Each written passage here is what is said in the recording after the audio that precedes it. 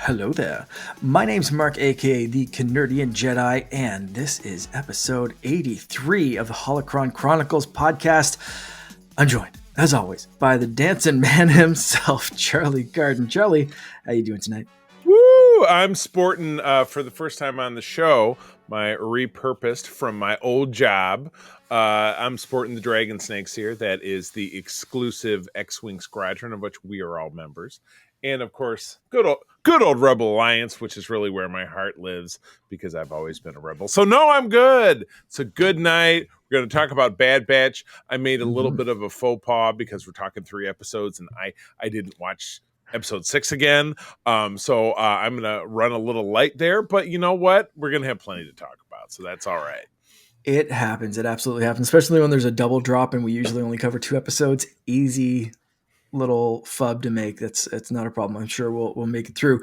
And to help us make it through, we are joined by a familiar face, although you can't see his face right now.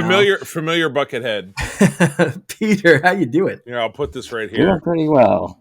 Phase 1. Good. You can sit right welcome here. back to the show. Thanks for joining us. Yeah, no problem. I enjoy it. I love the commitment to the bucket head. That is fantastic. We'll see if you can last the whole episode. Yeah, we'll see. The vent actually doesn't work, so the only oxygen is through the bottom. So that's the fun part. Oh, mercy. This is too heavy. Good. All right. Best of luck. Charlie's trying to get in it. I'm not even going to grab the Mando behind me. Although I could can I grab like a Mando chest piece? Is that? There you go. Yeah, that's right. Mark is blowing it up with his, and I'm sure he doesn't want to brag. It's not the Canadian way, but he's really blown it up with his effort to do some 3D printing. And like I said, line me up. My interest is doing it after you do your thing, doing like an OC Mando. That's a Rebel. So just coating that shit in some, all the Rebel chevrons and stuff. I'm all for I wonder what I would do. I don't know. No clue. Hard to guess. Yeah, the 3D printing thing is definitely a learning curve. It's a process. It is I've been telling people, like it's a craft. It's a hobby. It's not a tool. Like a 3D printer they're good. They're better apparently than they were a few years ago, but they're still not to the point of like, here's a thing and just press print and then you have the thing. Like there's still a whole lot of like tinkering and learning and that kind of stuff. Yep. I'm learning, and I've been learning the hard way, as my bag of scrap and failed projects over there can attest to. Oh man. Yeah. But that's the only way. Breaking those eggs to make an omelet, right? I mean, that's real artistry. That's how, I mean, if you go back and listen to like the first couple of episodes of Secret Friends Unite for back in 2014, holy shit, those were bad. We were like, Aksha wrote me this intro that I read that was like 2 minutes long. It was shit. It was bad. And I don't even think it exists anymore. I think it's in a hard drive somewhere that Todd has, and he won't let it see the light of day. And you know what? We're coming up on episode 500 of SFU, and that's all right. Let it set. It set. That's okay. The fun thing with 3D printing is once you get, like, you can print it and you're like, yeah, I have a thing. And then the work begins. Then you got to sand the sucker down and paint it and prime it and paint it, paint it, sand it. Fun shenanigans. Yeah, so I have a guy here in Grand Rapids, Donovan Larabelle, who I'll give a shout out to for the SFI chapter. He built our captain's chair. He's built just a ton of Star Wars props for me. He's working on just an admiral's badge for me right now for a costume that I'm going to wear at a show we're doing in a few weeks here, so I can do a Star Trek Discovery Disco Blues as Commodore, which is my rank in SFI. And that's the thing, man. Print it and got to sand it and paint it and stuff. And I'm all thumbs. April wanted to buy this model kit when we were at Mission Chicago a couple of years ago. That is just, I'm looking right at it because I don't think we're ever going to build it. So bad. I haven't built a model kit since I was a teenager, and I don't know. There's just so much that you got to get right. So much detail and stuff, and I love it. It's just good lower stuff. your standards. It's totally fine. The clone has spoken. The clone has spoken. Essentially, it's fun. I hope, like Charlie said, I'm going to be posting a lot of my progress and that kind of stuff. So if you're interested, follow along on mainly on my Instagram page, Canardian_Jedi, and we'll share all our socials later. Right now, I want to share some amazing people that helped this show happen. Charlie, do you want to give these people a shout out? Oh, this is something I do all the time. Well, yeah, if you pop on over to a little site called patreon.com/Secret Friends Unite, you do have the wonderful opportunity to support the additional work that we do here on the Secret Friends Unite Network with additional content. It's been a while since we've heard from Mark, but Mark's had some great additional content. Looking forward to hearing some in the future. Peter and I, for example, I'm glad that he's here. We have been doing several segments of my show, which is The Facts of Geek Life. We take a classic series, we take a classic season, and we break down to several episodes. He and I have been going through the entirety of Ron Moore's 2009 Battlestar Galactica, which, Mark, I don't think you've watched it, but buddy, I got to tell you, it's a Canadian classic. It was all filmed over in BC, and it's absolutely magnificent. But we love doing that stuff, and then we're also able to present our regular Secret Friends Unite content ad-free over there as well. So it's super easy to get involved. There are obviously different tiers, which gives you access to our content and different other benefits, but also our top tier folks do get a shout out on every podcast we do, but everybody can try this out for free by visiting that website. Again, patreon.com/Secret Friends Unite for a 7-day free trial. And you get to give a go. And if you like it, please feel free to stick around. But we do love to give homage to the folks that give us that great support on the Friends with Benefits level. John Sedorf, the awesome Phoenix Sisters cosplay. That's my friend Kelly and my friend Crayley. We love you guys. Brendan Myers, Matthew Keel, and Corey in HD. Our top tier is the BFFs level. The Nias family of the Twin Cities out there in Minneapolis. Sean, Stella, and Henry, and your friend and my friend, frequent contributor to the network, Missy Merchant, right here in Northern Michigan. We're very grateful for you. So thank you very much. Also, definitely hit us up on YouTube. As the saying goes, smash that subscribe button, like everything that you get, because that lets us know that you're out there. We're very grateful. So we are always looking to grow the network so that we can bring you more great content. So we appreciate the folks that are listening and watching no matter where you are. So please keep doing that. We appreciate it. Yes, absolutely. Thanks, Charlie. Peter, you've been here several times before. Yep. I don't think we have to go through all of the Star Wars getting to know you questions. Hopefully people know you already. They're familiar with you. But something big dropped last week. Charlie and I already did an Instagram Live. The fun thing with Instagram Live is you can get things wrong. So I have to... I mentioned during that live that I thought the Wookiee was Buryaga. It is I think, new Wookiee named Kelnaka. But aside from that, I think we did a pretty decent breakdown of our thoughts of the trailer and our hype levels and all that kind of stuff. But Peter, I want to hear your hype levels and what you thought of that first Acolyte trailer.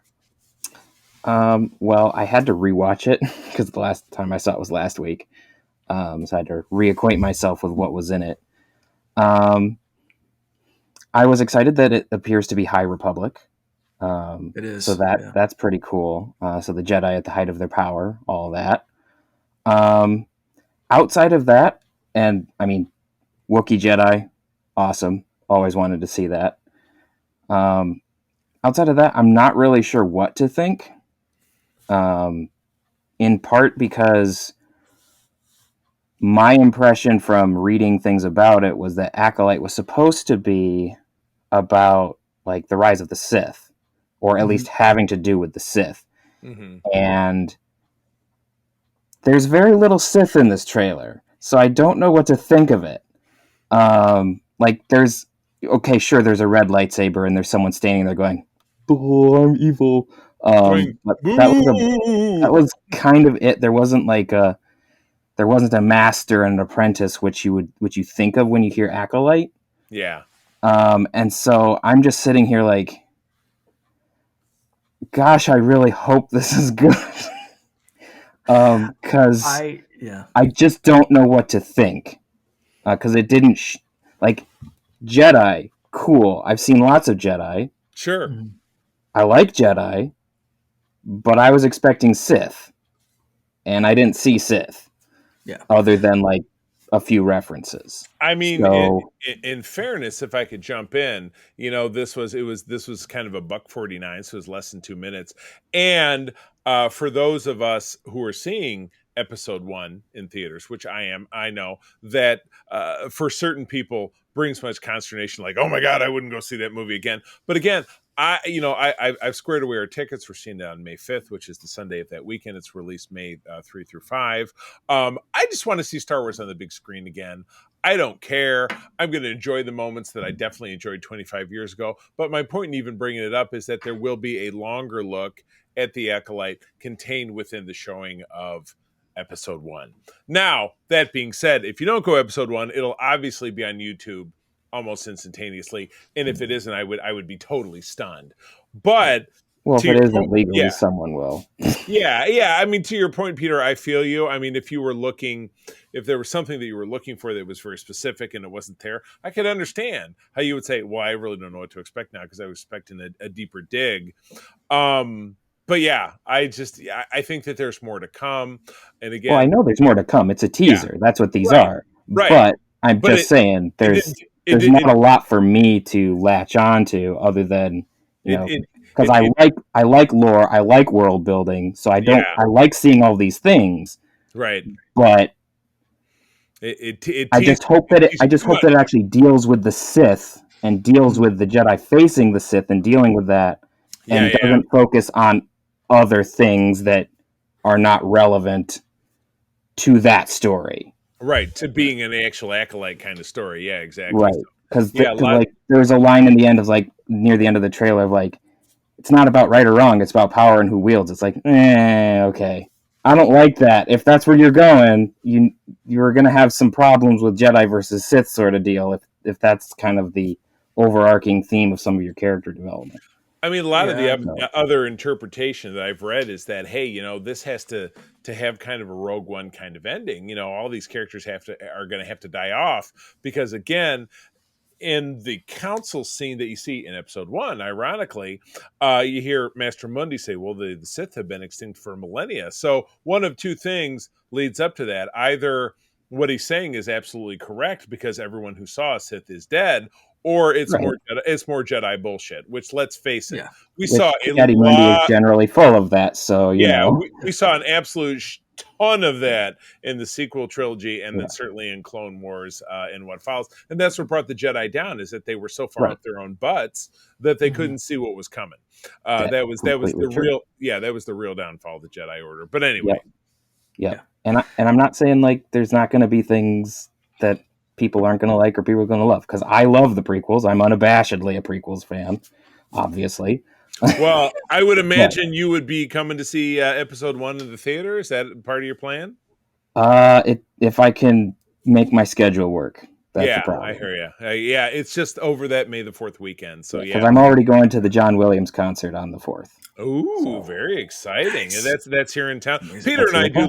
Peter and I do live in the same town, so the beauty of living in a mid-sized town is you do get a lot of stuff. Although, as I was sharing with Mark, because Mark and I were chatting over the last couple of days about the fact that there are 13 places in the United States only, not in Canada. Sorry, Mark, that are doing a full 9-film Skywalker saga reshowing, and it's the most random ass group of, like, there's one in Kansas, and there's one in Iowa, and there's like 3 in California, which totally makes sense, or there's one in Manhattan, that makes sense, but there's one in Chicago, and there's one in Wisconsin. It's so random, and it's not like Yeah. it's all the same theater chain. They're not all AMC's. They're spread across. So anyway, the nearest one is in Chicago, but again, to go see all 9 movies, it's a 20-hour commitment for a ticket of like $85-$90, which that makes sense. That's like $9.50 a movie. That's still cheaper than going to see a movie regardless. But yeah, the smattering of where it's happening, It must make sense to somebody. Somebody must have sat down and had your conspiracy board with all the red yarn, and that's how it told you that it made sense to have it in all these different places, and they were going to cover the most people that way. Well, I they're don't just not following the Lucas method, which is just shotgun it everywhere. exactly. Yeah. So I'm not super bummed out that I can't go. I would love to just see the OT again on the big screen. That would Yeah. be terrific. And Yeah. if that's all I So would had to I, because choose, I've never seen 4 on the big screen. I've seen everything wow. else, just not When 4. when I was in high school, so we're talking pre special edition. So we're talking about maybe 92 or 93.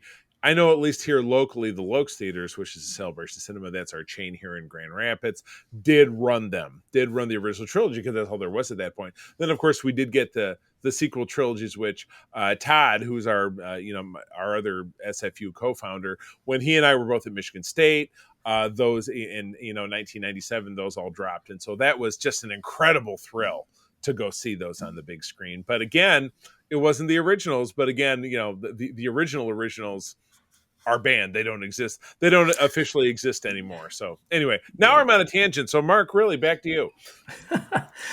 Yeah, I'm very curious actually, Peter, on your to your point. I'm really curious the direction that they go with the Sith being in the Acolyte. Like they've pretty much, I thought, confirmed that this was a Sith story, or at least a story about how the Sith can infiltrate the Jedi and get into the Jedi Temple and start training with the Jedi and that kind of stuff.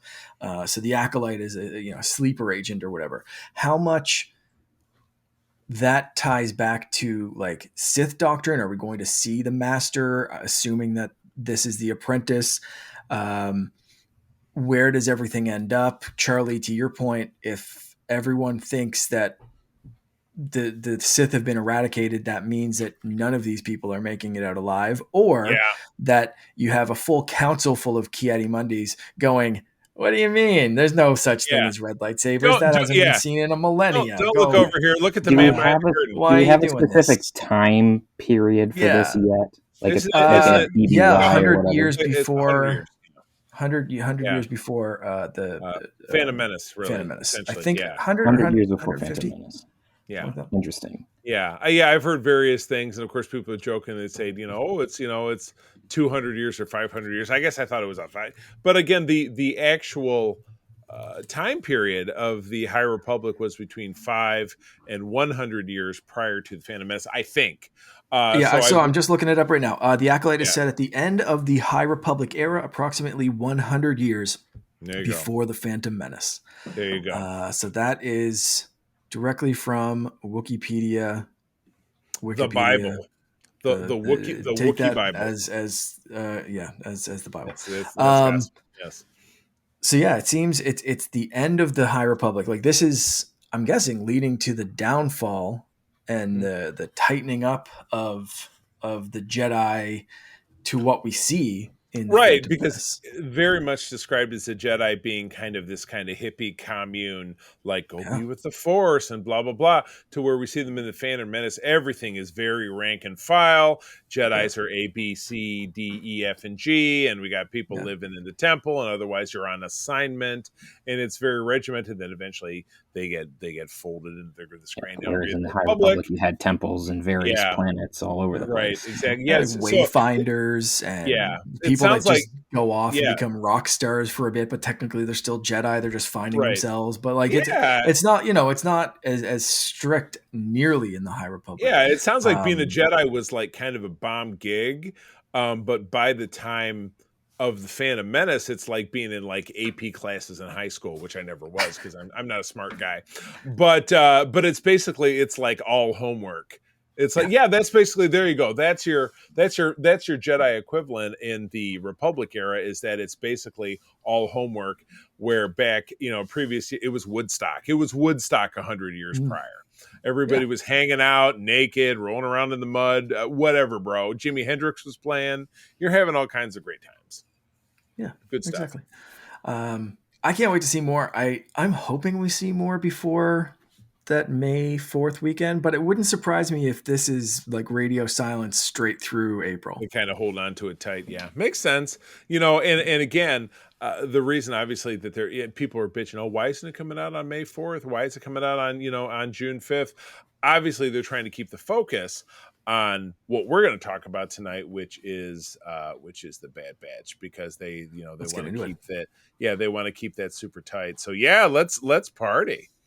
Absolutely. So we've got a special, like Charlie alluded to before, a special 3-episode drop. We got Infiltration and Extraction, both dropped on March 13th as kind of a continuous story, but they did break it up into 2 episodes to just keep the runtime neat and tidy. I guess they could have done a double length episode, but they chose to do it this way Right. for reasons. Charlie, do you want to give us a breakdown of this one? It would be my pleasure. And again, my apologies, listeners. I did not rewatch episode 6, but I did rewatch episodes 7 and 8. So I did take some notes on that. But just my brain kind of glitched out. But at any rate, episode 6 was called Infiltration.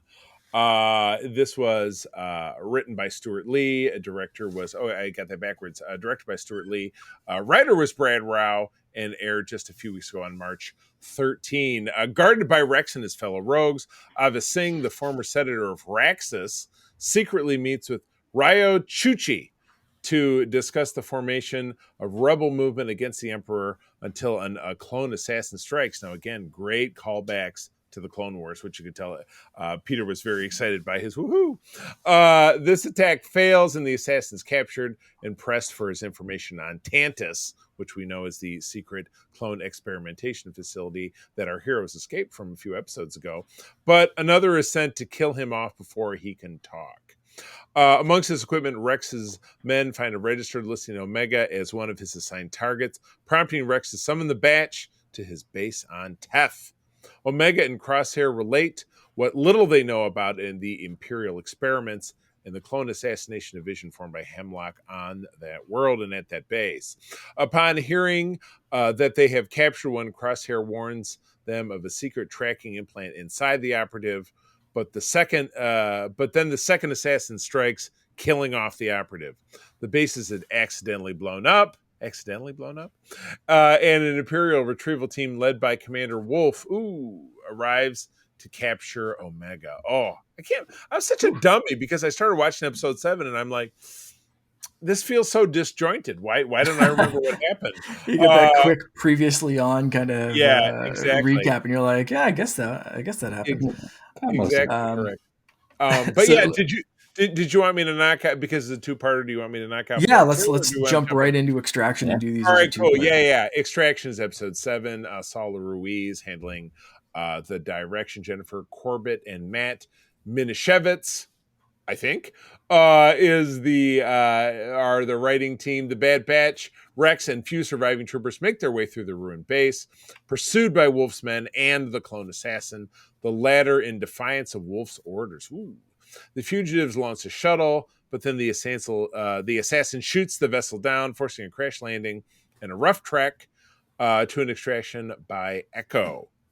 The assassin pursues them on his own until he goes over a waterfall after facing Crosshair in a duel. Ooh, harrowing stuff.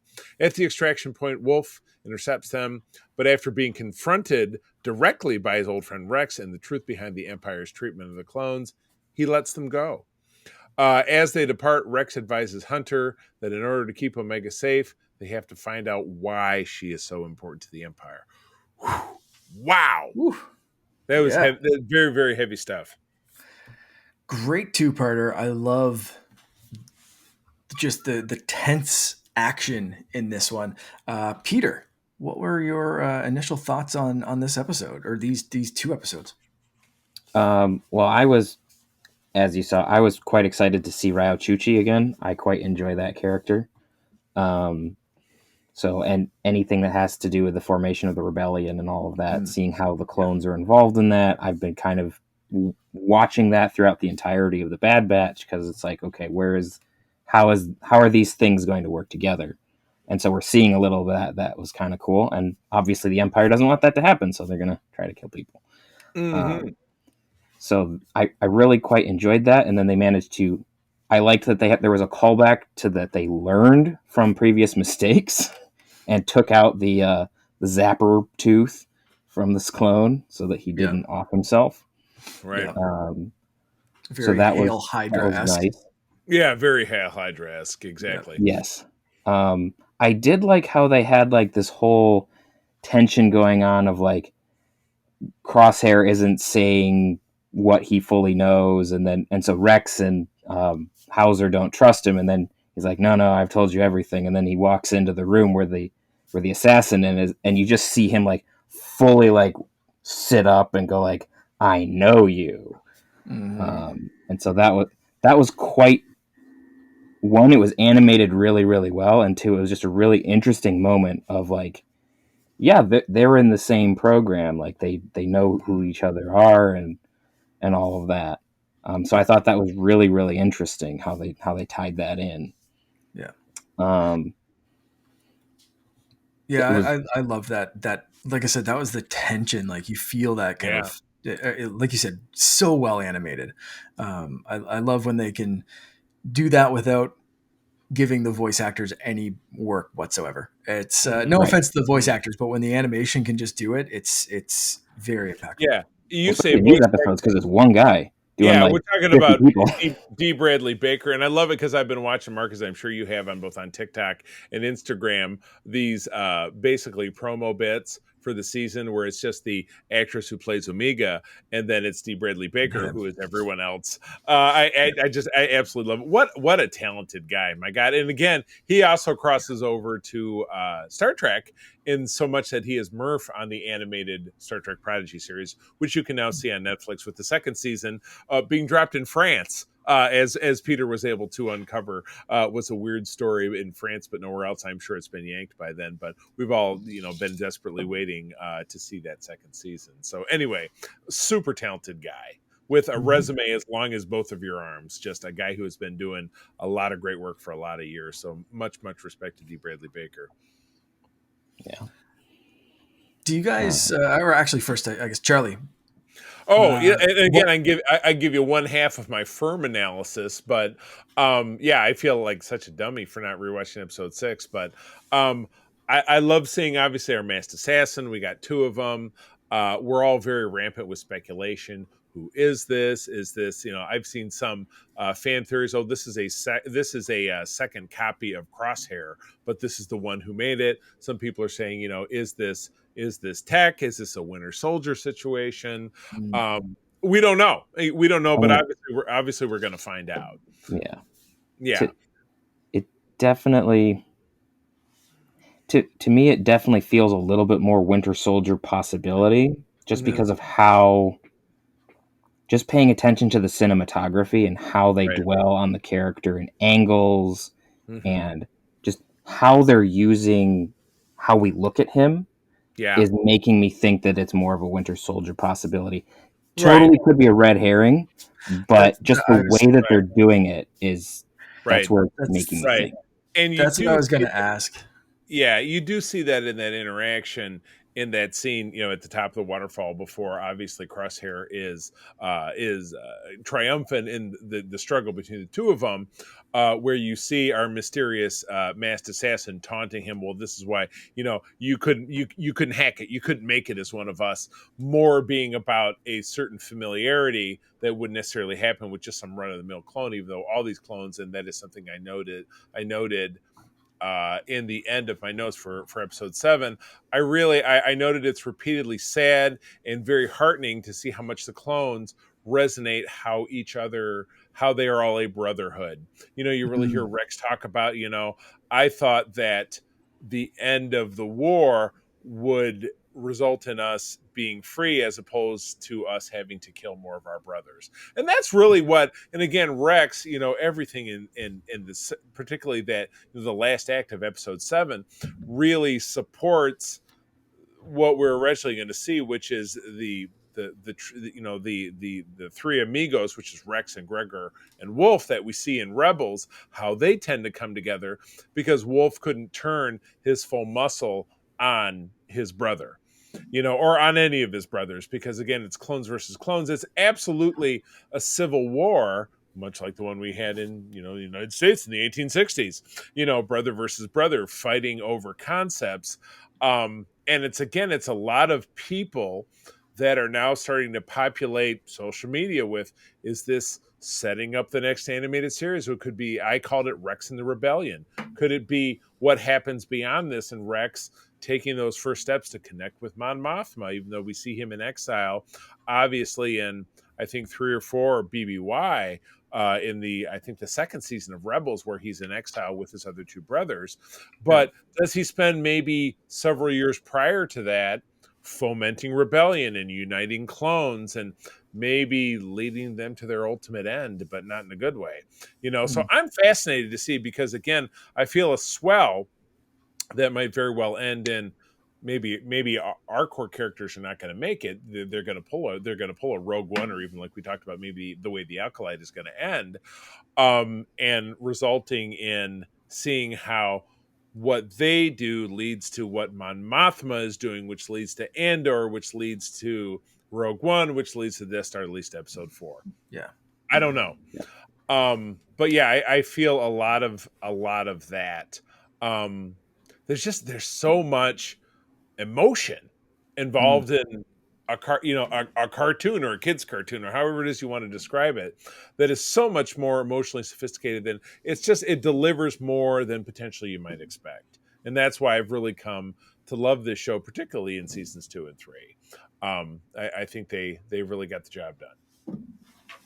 You knocked out the both questions I was going to ask about this show before I even asked them, or this episode before I even asked them. That was, is the assassin someone relevant or just an assassin? And like Peter said, is it just kind of like a red herring? Like they're really focusing on this person like they matter, like their identity is going to matter. So I'm very curious if it's going to be some big, Winter Soldier Manchurian Candidate reveal, or if it's just going to Yeah, be, yeah. and it's, oh Or my it's going to be like goodness, Ahsoka no, with the one helmeted dude whose name I totally forgot. It yeah, was like, what oh was his no, name? it's Marcon. chair Yeah, Todd likes face, to call like, him the Farshin, because when he gets chapped, he dissipates like a fart.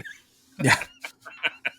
Yeah. So it's like, oh, it's Merrick, this that was his clone name, that we Merrick. all Yeah. grew up with, and you get flashbacks of them like having a Yeah, food fight, and this guy's like right behind them or something. And yeah. it's just like, I've always been right next to the Bad Batch, and now I'm bad.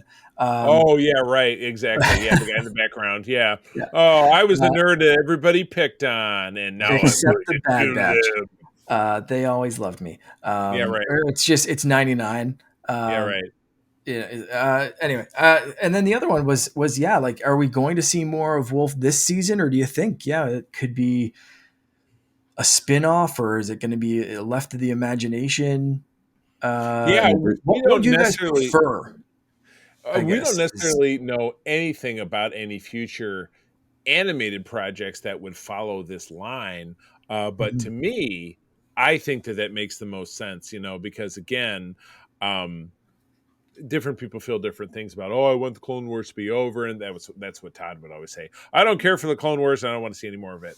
But you know what? We're not in the Clone Wars anymore. Now we are in the age of the Empire. We are at the age of the rebellion, and the connective tissue between this and what we see in Andor, and really the middling part that we see in Solo, that doesn't really touch that, because Solo is a little bit more of the underworld part of things. It's not really going to touch the rebellion, because the only part of anything rebel related that we see in Solo is Enfys Nest, Aaron Kellyman's character, which is great, but it's very minor. And again, that is, Solo is 13 years, I think, after Revenge of the Sith. I'm trying to remember my numbers correctly. Where right now we're only 3 years, maybe 2 or 3 years after Revenge of the Sith. So we're very, very early Empire, before anything that we see in Andor, except potentially some of those flashbacks.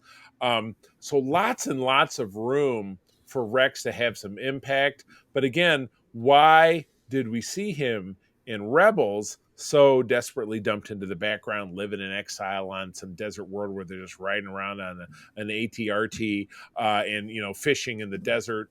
why, how did they end up there? Why are they there? They fight the good fight, and then just basically just figure out that there's nothing to be done, and that's why they ended up, because they just wanted to live. Hmm. What happened before them? What took them to that end? I think there's still a story to be told. So that's where I'd like to see it go for sure. Peter, you agree? You want to see that story, or is it good? Are you just like good filling in the blanks on your own? And they got from like this little standoff to being buds that lived in a AT in the desert. Um, I wouldn't mind seeing something more of this. Um, Mostly because I want to see more. I just like seeing more of clones. Period. Um, and just the way that this season is wrapping up, the way that the season is panning out, I don't think they're going to come to a conclusion of the whole story of clones. And Yeah. so I think that still needs to be told. As I've said before, and I think we talked about when we were talking about Bad Batch or Ahsoka, I've Mm, said like I think that they're trying to do something setting up the Thrawn series with the Dark Force, and so I still think that needs to happen yet, and they haven't done that. mm, Yeah. Um, so I mean, could they not do it? Sure, but just with how they've been teeing things up with Tantus and all of that. yeah. So in addition to wanting to see more clones, because I just love seeing these characters, Rex is one of my favorite characters that exists. Period. Um, the there's just there's things that still need to happen with these characters and need explanation because for instance like in A New Hope we don't see clones, we don't hear about clones other than like they're not around anymore. So Right. where did they all go? Did they all die? Were they all executed? Did they get sent to camps? Or did they have a rebellion and run away? Right. Which is Yeah. generally what I tend to think is where Yeah. we're leading to is we have we're going to have some sort of attempt to remove the clones that's going to come from Tantus via some plague or something that they're going to engineer. Yeah. And then the clones are going to rise up. They're going to try to do something and then they're going to leave. Yeah. That's generally where I fall, partially because I'm, always talking about the Dark Force, but also just because that makes sense because they have to disappear somehow. Yeah.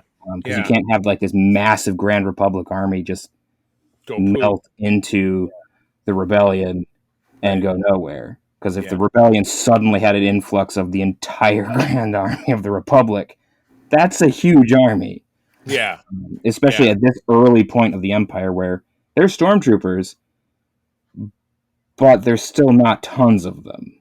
Right. Exactly. Yeah, So, because they're all people and they have to be conscripted and trained and things of that nature. Yeah. yeah. Yeah. Yeah. That's going to take decades, Yeah. or at least a decade. So, well, Well, cool. they can't hit anything, so they only have to be trained for like a year Yeah. at Exactly. that. Yeah. It is a 5 minute no hit nothing training. It's So, a Can you Cara hold the Dune and blaster? Din Djarin training the shrimp farmers. yeah. Just point the sticks this way and pull the trigger, please.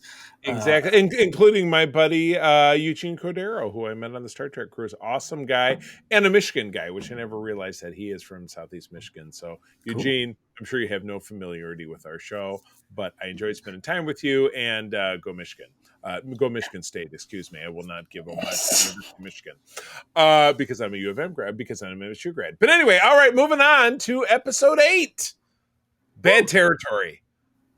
Nate Villanueva, our director, Matt, I'm going to say Miniszewicz because that sounds great to my tongue, is the writer from just back on March 20. We have the return of the fantastic Wanda Sykes as Fee. I just absolutely love her. Fee has been asked by the Batch to make inquiries as to the Emperor's M Count projects. And Fee gives back she reports that bounty hunters have been hired in the search for subjects that feature that special trait. Believing that Fennec Shand, our good buddy from back in Mando in the Book of Boba Fett and this very show, may know the answer, Hunter and Wrecker decide to seek her out, leaving Omega and Crosshair back home on Pabu. While Shand knows nothing herself, she refers them to another bounty hunter who might, in exchange for them helping her capture a current target, Slar Saris. So basically, we're employing the classic Mandalorian trope. Hey, I can help you, but why don't you jump on in and do this thing that's totally got a great chance of getting you killed? And if you don't, then I got you. After an arduous hunt, they bring Saris down, but Shand secretly betrays the badge. Shocking. On Pabu, Crosshair refuses to talk about the trauma he's endured on Tanis, which impairs his sniping skills. Omega helps him overcome his handicap, teaching him meditative techniques, which I thought was very, very, very nice. Well, she works on it. We don't see if it solves it. Right, exactly. But yes, I did love the Wookiee name drop in her buddy Gunji. Your buddy Gunji, I know that's made very, the episode very for me for sure. near and dear to your heart. Let me get this out of the way right away, and then I'll touch upon this later. I did see this in a drop on either Instagram or TikTok. The planet they spend the majority of their time on, Space Florida, with all the swamps and the landmines. But I thought with the disgusting water, my note was it's either Space Mexico or Space Flint, Michigan, if you're at all familiar with the water in 2017 in Flint, right here in our very state. It definitely reminded me of the Clone Wars episodes on Nalhutta. It's not that planet, but it definitely gave the same vibes. Yeah. Gross enough. But anyway, yeah, those are my initial thoughts. But Mark, please. Yeah, no, I'll jump right in on this one. I was kind of torn by this episode because it felt a little bit like you said, Mandalorian flavor of the week, mission of the, get the information, mission of the week kind of thing, but also had some decent character development with Omega and Crosshair being alone on Pabu, the meditation, seeing him struggling, seeing him keeping things in, her relentless optimism to get him to open up, and that kind of stuff. And then seeing Hunter and Wrecker do what they do best and kind of be let loose. And, Fennec Shand, who we see in the Book of Boba Fett is like the best at what she does, for her to need help. We saw her in the Book of Boba Fett take down a full hive of, drug lord and, like the Pike Syndicate, which is no small potatoes. Unstoppable. But in this, you got to think about it, is that this is 20, almost 30 years prior. So, potentially she's in her 20s, which means in Book of Boba Fett, she's in her 50s or late 40s. So she is a young buck, as it were, a youngling, who's probably got more bravada than actual sense or experience. But she's got a good rap. I mean, she's very confident. She's smart in keeping up her deal. But realizes that there are things that obviously the batch, that Wrecker and Hunter have to offer that she needs. But again, she dances around with things like when Hunter is really drilling, or when Wrecker is really drilling her down, oh man, money isn't everything, and she simply says, "That's because you ain't got none." So it's just like she's a rolling quip machine. She's not wrong. But yeah, even though she's such a badass, she can't do everything by herself. But let's face it, in the execution of bringing down their mark, which is a full-on Animum Fortis praying mantis, that's fantastic. It was pulled from, because I did watch a video on this. I love keeping up with Eric Voss on Young Rockstars. He's kind of my breakdown guy, and then also the Star Wars Explained. I'm very fond of that channel. Not that I want to give anybody too much airtime, but I do enjoy the insight. This was a set photo that you saw from the cantina back in episode 4. So this was this was a constructed basically prop, as it were. That's something that was featured off camera. So this is a valid species or a race that's present in the Star Wars universe. But yeah, this man is as tough as shit. They can't stun him 4, 5, 6 times to finally make him go down. I do love that Fennec was smart enough to sabotage his barge before they went in to get him, because they knew that he was going to sneak by. He's that tough. Cool takedown.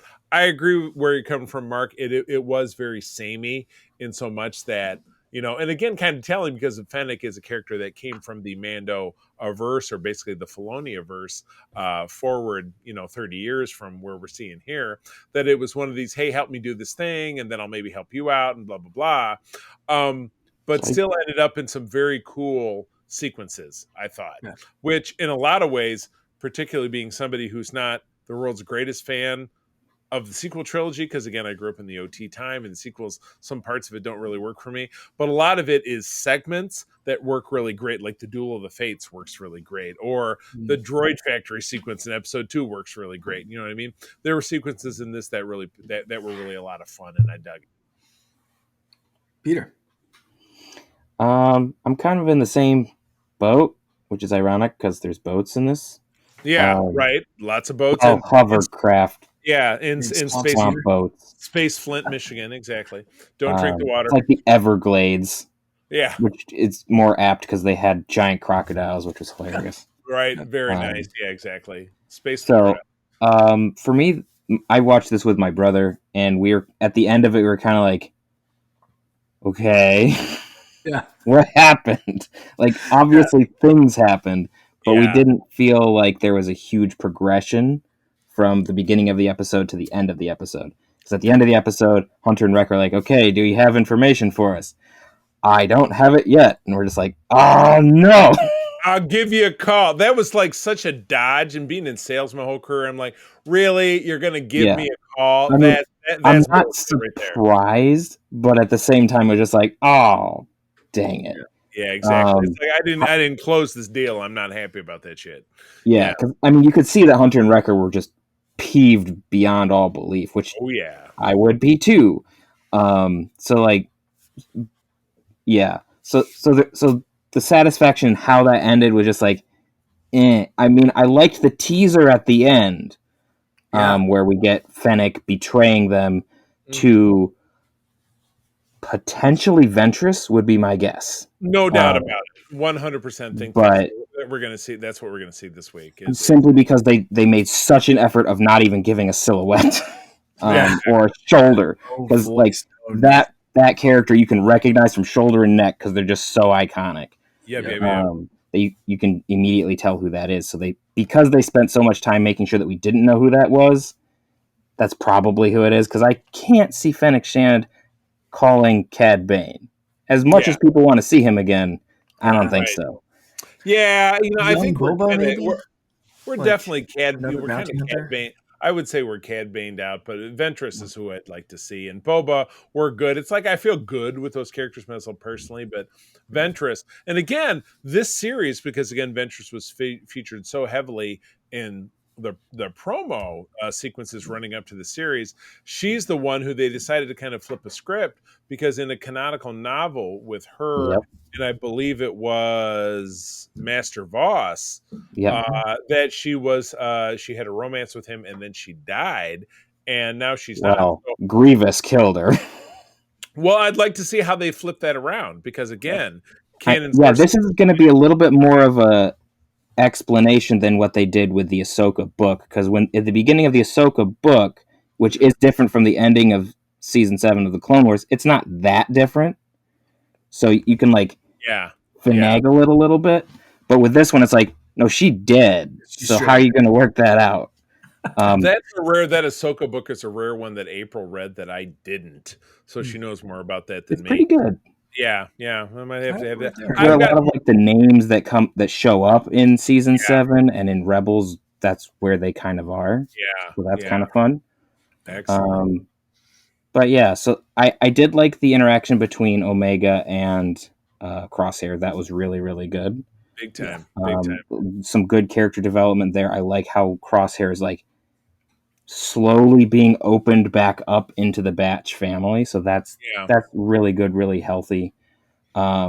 It's incidentally, it's also part of why I think that the assassin might be Tech, just yeah, because they're making such an effort to reunite the right, Batch before the end that it would right. seem it just seems like that might be where they're going with that. Yeah, I agree. And we have a total of 12 episodes. Is that what we landed on? So we are on 8. I think so.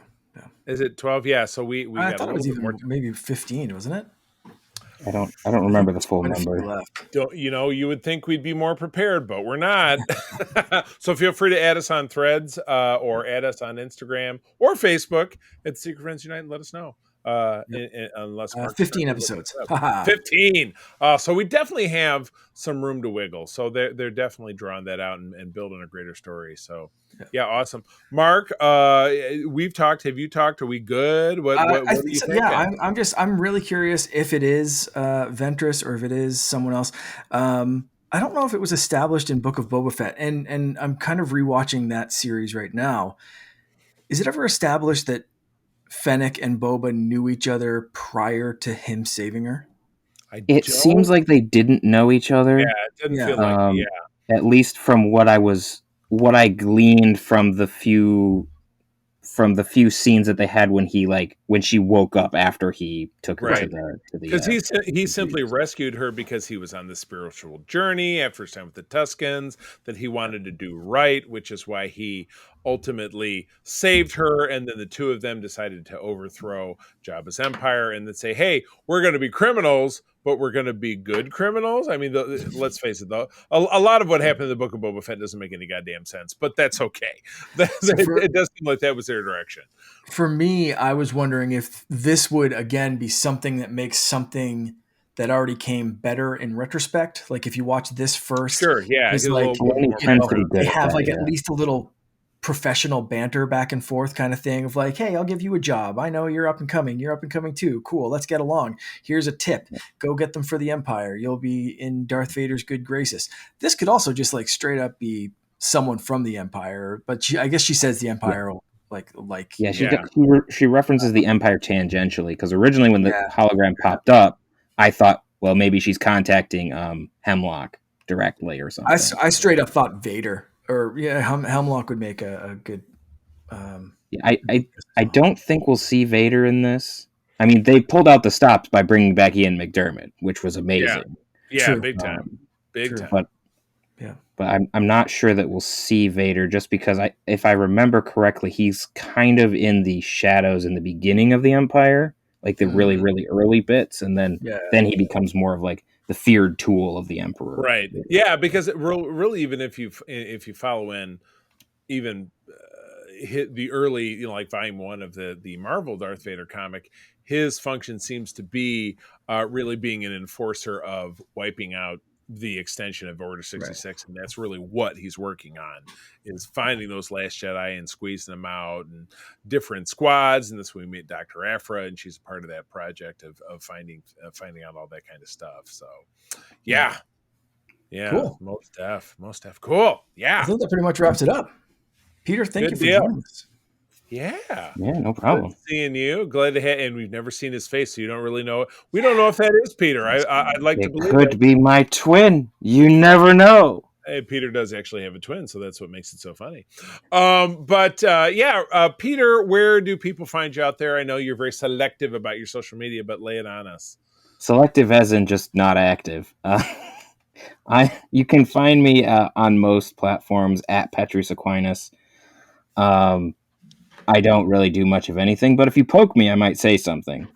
Um, I'm usually more active on like Discord or things Yeah, like I was gonna that, say if Discord Right. would be a anything. good place. Gotcha. And then you can find me on various on a Twitch channel where I play in a Star Trek game and then I help on a Star Trek audio series, so you can hear some of that. I So if love you it, hear and of my course lovely voice, you can go over to you, Starship Excelsior. You do, of course, find Peter bi-weekly on this very network on the Code 47 Star Trek podcast, because he is my regular, one of my regular three co-hosts. So awesome. Very good. And you can find me over on Threads and on Instagram. This C3 Carpenter, spell it out. But the main thrust of what I do, along with Peter and my lovely wife April, we do run the USS Grand Petoskey, which is one of the larger chapters of the International Star Trek Fan Club in the world. We are based here in West Michigan, but we have chapters all over. I'm very lucky to be the person who handles Region 13, which is Michigan and Eastern Canada. If you're a Trekker within the sound of my voice or even beyond, visit sfi.org to learn more about what we do. If you'd like to talk to me directly, ussgrandpetoskey.com. Drop us a note, and I'm happy to find you Trekkers wherever you are. Mark, what about you? You can find me mainly on Instagram and TikTok at Canardian_Jedi. And of course, hanging out in the Secret Friends Unite Discord group as well. Yes, yeah, great. I dub it somewhat ironically and erroneously the funnest corner of Discord would be Secret Friends Unite. So please do visit us there. With that, friends, again, I will thank you for joining us. I'm going to tell you that sharing is caring. To keep on trucking. May the force be with you. Rex, play us out.